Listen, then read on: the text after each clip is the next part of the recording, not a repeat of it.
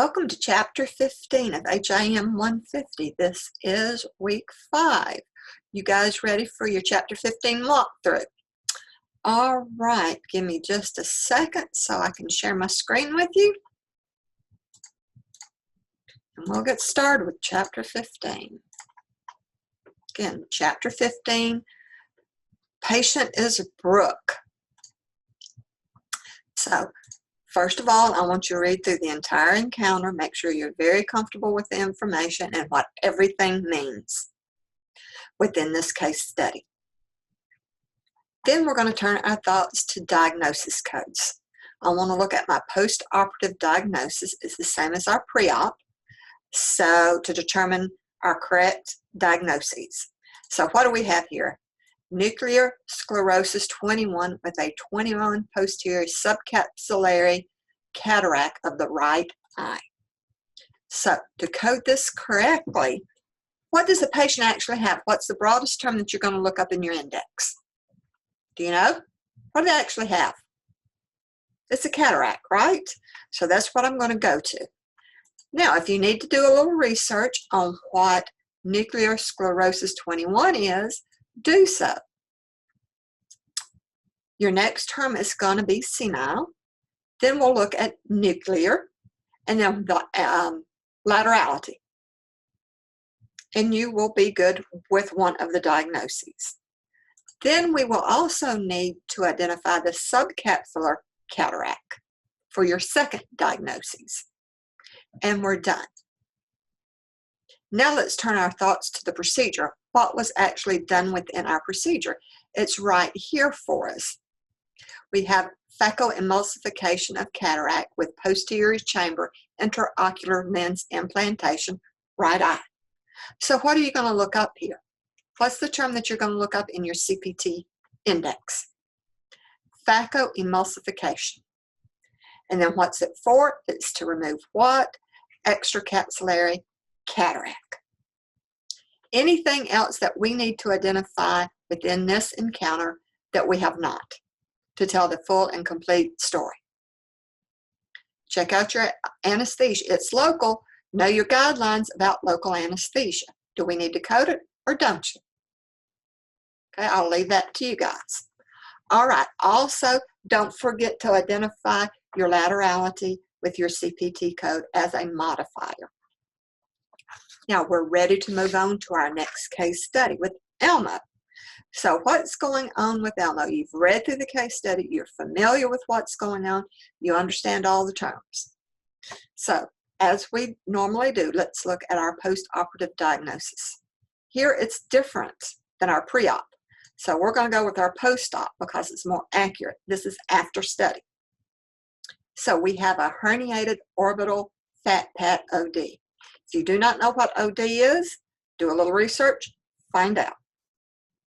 So what does this patient basically have? They actually have a cyst. Where is the cyst located? In the orbit. Again, identify what OD is, and you will be able to finish up your diagnosis code. So what did they do for our patient? We're turning our thoughts to procedures now. We have an excision of mass and repair of right superior orbit.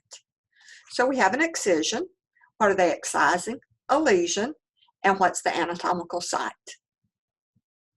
What other piece of information do we need to code in this encounter to fully tell the story? Have we told it all? Again, anesthesia is local. Do we or do we not need to code for anesthesia? Time to move to the next case study.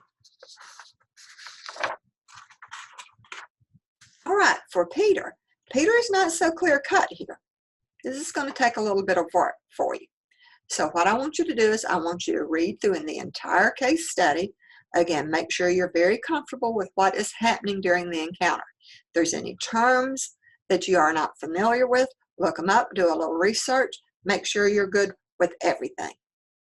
So we actually had a CT scan with contrast, and it revealed proptosis of the right orbit. So give me a term that might mean this. You're going to have to translate. The term's not here for it. You're going to have to translate the documentation and determine the right term that you need to look up in your diagnosis index. I'll give you a hint. Exothalamus. Then you need to do laterality. Now, be careful. Do not miss this last sentence. If you do, you will miss an entire diagnosis. Changes within the chronic sinusitis observed in the right maxillary sinus and both frontal sinuses. So we have a diagnosis here of sinusitis. So be sure and indicate that. Also, what up here do we need to indicate? The patient was diagnosed with diabetes type 2. You will also need to include that in your diagnosis codes. So you have 3 diagnosis codes here. So, was there any curative done for this patient during this encounter? Or did they just evaluate and manage the patient? Okay, they just evaluated and managed the patient, right? Now ask yourself, where did the encounter take place? Got it? Now, do you need to know whether the patient is new or established? Now, you're ready to assign your evaluation and management code. All right, that concludes Module 5, Week 5 for your HIM 150. Again, I hope your coding skills are growing and you're honing them to the sharpest extent possible. If you have any questions along the way, don't hesitate to reach out. That's what I'm here for, is to support your learning. So, happy coding, everyone.